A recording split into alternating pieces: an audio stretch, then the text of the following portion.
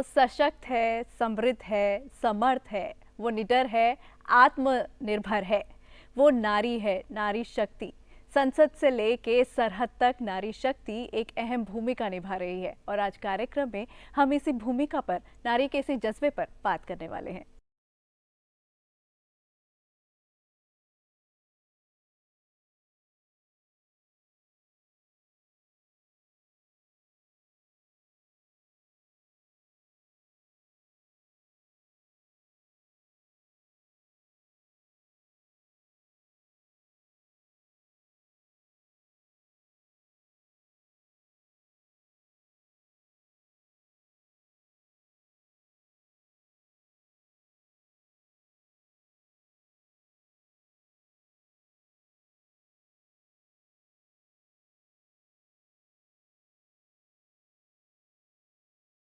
और विकास, ये थीम था इस बार 76वें गणतंत्र दिवस का, जहां पर हमने कर्तव्य पथ पर भारत की सैन्य शक्ति, सांस्कृतिक विरासत को देखा और इस भव्य परेड में शामिल था दिल्ली पुलिस का महिला बैंड दस्ता।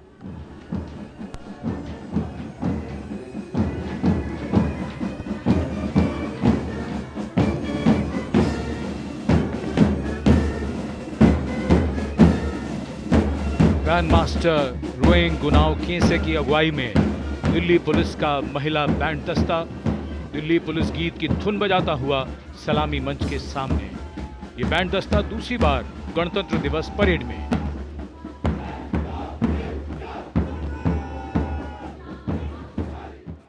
और इस बैंड दस्ते में एक महत्वपूर्ण चेहरा था दिल्ली पुलिस की सब इंस्पेक्टर किरण सेठी। आप लेडी सिंघम के नाम से भी जानी जाती हैं और इस वक्त आप हमारे साथ स्टूडियो में मौजूद हैं। तो आइए मिलकर स्वागत करते हैं दिल्ली पुलिस में सब इंस्पेक्टर किरण सेठी जी का। नमस्कार। Good morning. जय हिंद। बहुत ही खूबसूरत तस्वीरें हमने वहां पर देखी जब कर्तव्य पथ पर आप बैंड दस्ता का हिस्सा थी। कैसा अनुभव रहा राष्ट्रीय पर्व से जुड़कर? जब राष्ट्र की नाम बात आती है तो गर्व का पल महसूस होता है कि हम सब सेना के साथ मिलकर इस पर्व को मनाते हैं। और सबसे खास बात है कि यहाँ पे हमारे देश की पहली नागरिक राष्ट्रपति जी, प्रधानमंत्री जी और अन्य सारे लोग होते हैं जो मिलकर इस पर्व को बनाते हैं। इस समय ना तो महसूस होता है कि कोई जात पात है और ना ही कुछ हो रहा है, बस ऐसा लगता है एक राष्ट्र एक जगह पे इकट्ठा हो गया। जी, ये जो प्रस्तुति आपने दी इसके लिए कितनी तैयारी करनी पड़ती है? दरअसल ये तैयारी तो मैंने लास्ट ईयर भी की थी। जब माननीय प्रधानमंत्री श्री नरेंद्र मोदी जी ने एक विज़न बनाया था कि नारी शक्ति आगे आए, तो लास्ट ईयर 2024 में मैं पहली बार कर्तव्य पथ पर चली थी, तो 2023 में इसकी तैयारियां शुरू हो गई थी। और जब पहली बार इस बैंड दस्ते में मैंने पार्टिसिपेट किया तो मैं राइट साइड की महिला बैंड दस्ते की गाइड थी। और एक सर्कल बेस है जो ब्रास बैंड है जिसको हम इसको उठाना था। तो क्योंकि विजय चौक से लेकर लाल किला तक चलना और इस इतने बड़े इंस्ट्रूमेंट को लेकर चलना बहुत ही कठिन लग रहा था सबको। तो क्योंकि जब मैं पहले ड्रिल इंस्ट्रक्टर थी तो मेरी इच्छा करती थी कि मैं भी राजपथ पर चलूं, मैं भी 26 जनवरी की परेड में चलूं, तो तब ऐसा मौका नहीं मिला था। तो क्योंकि वो बहुत साल पहले की बात थी, एज मेरी 57 ईयर थी तब लास्ट ईयर, तो सबने कहा कि इस उम्र में चलना बहुत मुश्किल है। तो मैं, जब आप कहावतों में कहते हैं कि उम्र एक नंबर है, तो अगर आपके अंदर जज्बा हो, इच्छा हो, शक्ति हो और खास तौर पे जब आपको सीनियर ऑफिसर्स सभी सपोर्ट करते हैं तो उन सब की मोटिवेशन मेरे लिए ताकत बनी और मैंने वो इंस्ट्रूमेंट तस्वीर देखी है। जो कर्तव्य पथ पर आप वो जो सर्कुलर बेस उठा रही हैं उसका वजन 30 किलो है। हाँ, 30 किलो से थोड़ा ज़्यादा है। और वो सर्कल बेस जो है ब्रास बैंड का एक हिस्सा है। और साथ में इस तरफ से मुझे सबसे बड़ा गर्व ये भी लगा कि उसमें दिल्ली पुलिस लिखा है। तो यानी कि दिल्ली पुलिस के परचम को मैं आगे लेकर जा रही थी और बहुत तो आप प्राउड फील हो रहा था। ब्लू कोट आपने पहना है और साथ में इसमें आपके टीममेट्स रेड कोट में भी हाँ, ये जो पाइप बैंड है वो रेड कोट में है और जो जितना भी ब्लू ड्रेस में है वो सब ब्रास बैंड में है। और जो ये महिलाएं हैं करीब 88 एक ग्रुप बनाकर इसको ये चली। और सबसे बड़ी खुशी की बात है कि पिछली बार भी जब महिला पूरा दस्ता चला था कंटीजेंट का तब भी फर्स्ट आया था, और इस बार भी हमारी दिल्ली पुलिस कंटीजेंट जो मार्चिंग में फर्स्ट आई है।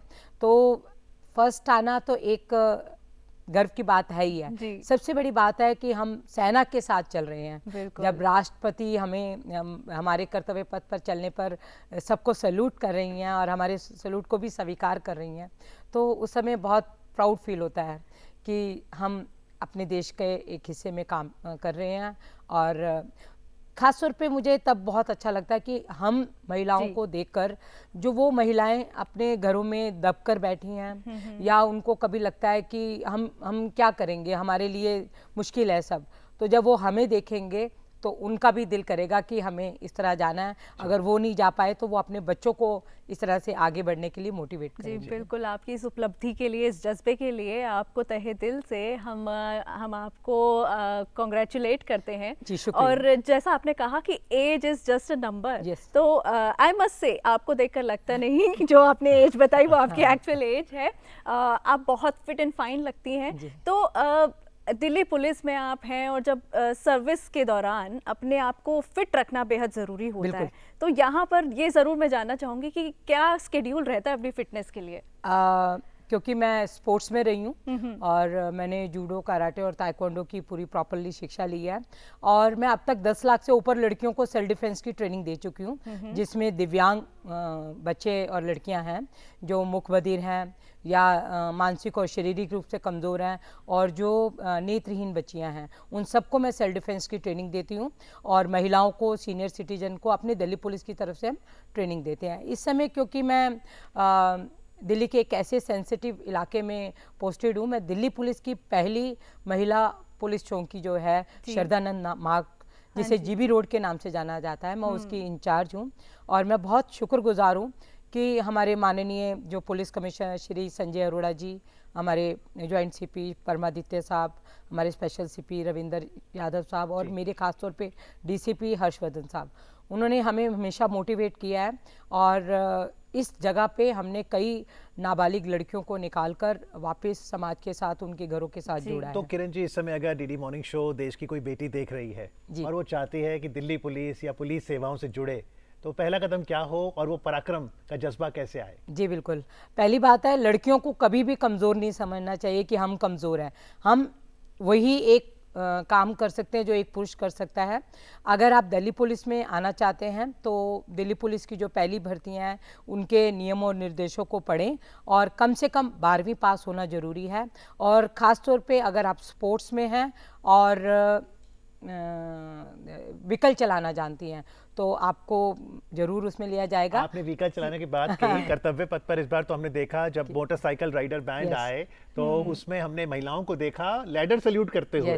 तो देखिए कि कितनी प्राउड, जब आपको यहाँ रहते हुए इतना प्राउड महसूस हो रहा है। तो और आपको मालूम है जब हम पिछली बार चले थे और इस बार जेंट्स कंटीजेंट चल रहे थे, तो हमारे DCP 4th battalion Shri Krishna Kumar साहब ने कहा कि देखिए कि 58 एज में किरण का जज्बा और वो चल रही हैं, तो वो जो यंग बॉयज़ थे और लड़के थे उनके साथ चलने में मुझे भी बहुत अच्छा लगा। बहुत मेहनत है, हमारे कमांडेंट ऋषि कुमार साहब ने भी बहुत ही बढ़िया मार्च किया। तो उन सब का ये एक टीम वर्क होता है जो मार्च करते हैं, क्योंकि देखिए 26 जनवरी तो गणतंत्र दिवस है और फिर उसका औपचारिक समापन जो है बीटिंग रिट्रीट सेरेमनी। अब बीटिंग रिट्रीट में भी हम देखते हैं ना केवल मार्च करते हैं, बजाते में धुन भी बजाते हैं और फॉर्मेशन भी बजा रहे हैं। तो म्यूजिक फिटनेस के लिए कितना जरूरी है? बहुत जरूरी है। आपको पता है कि जब आप म्यूजिक सुनते हैं तो आपको बहुत रिलैक्स होता है। आप इतना, जब हम विजय चौक से चलते हैं तो इंडिया गेट बहुत दूर दिखता है, तो मगर जब हम धुनों पे चलते हैं, ताकत वतन की हमसे है, हिम्मत वतन की हमसे, सारे जहां से अच्छा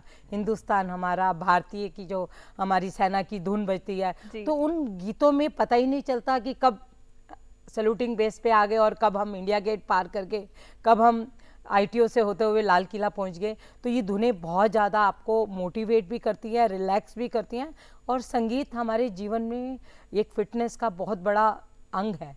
अगर आप म्यूज़िक के साथ कोई भी एक्सरसाइज करते हैं तो वो बहुत ज़रूरी है। और मैं आपको बता दूं कि 94 में मैंने एरोबिक्स डिस्प्ले रिपब्लिक डे पे कोरियोग्राफ किया था। तो एक कर्तव्य पथ से मेरा दिली रिश्ता बन गया है और मैं चाहती हूँ कि मैं मरते दम तक उस कर्तव्य पथ पर चलूं। जी बिल्कुल। और आज जिस तरीके से महिलाएं पुरुषों के साथ कंधे से कंधा मिलाकर चल रही हैं, बराबरी तो हम कर रहे हैं, लेकिन कहीं ना कहीं जो फिजिकल हमारा एक हमारा पॉइंट रहता है कि फिर भी हम फिजिकली थोड़ा सा हमें कहा जाता है कि आप वीक हैं। तो ऐसे में अपने आप को फिजिकली स्ट्रॉन्ग कैसे किया जाए? मैं मोस्टली काफ़ी टाइम ड्यूटी पे रहती हूँ, बट मैं योग करती हूँ। मैंने MA योगा किया हुआ है और मैंने कई कोर्सेज भी किए हैं, बट मैं डेली अपने लिए योग करती हूँ, प्राणायाम करती हूँ। और जो मेरी नींद पूरी नहीं होती तो मैं योग निद्रा के द्वारा अपनी नींद को पूरा करती हूँ, इसलिए आपको फ्रेश दिखती पर हूँ। मेंटल स्ट्रेंथ भी बताइए। एक तो है कि दिल्ली पुलिस का अधिकारी सिविलियन से बात करे, एक है कि आप अपराधी से भी बात करते हैं, तो कैसे बैलेंस बनाते हैं? देखिए, पुलिस के पास हमेशा लोग नेगेटिविटी लेकर आते हैं, अपनी समस्याएं लेकर आते हैं। वो अपनी सारी नेगेटिविटी हमें दे जाते हैं, हम अपनी सारी पॉजिटिविटी उन्हें देते हैं, एक मुस्कुराहट के साथ, दूसरा उनके कामों को, उनकी समस्याओं को हल करके। क्योंकि जब हमारी पास कोई उम्मीद से आता है तो आप एक तरफ से कह सकते हो कि पुलिस जो है सेकंड भगवान है। क्योंकि जब आप कोई अपनी समस्या लेकर जाते हैं तो पहले आप ईश्वर से प्रार्थना करते हैं ये हमारी समस्या दूर हो जाए। जब उसको लगता है हाथ पार हो गई है तो पुलिस के पास आते हैं।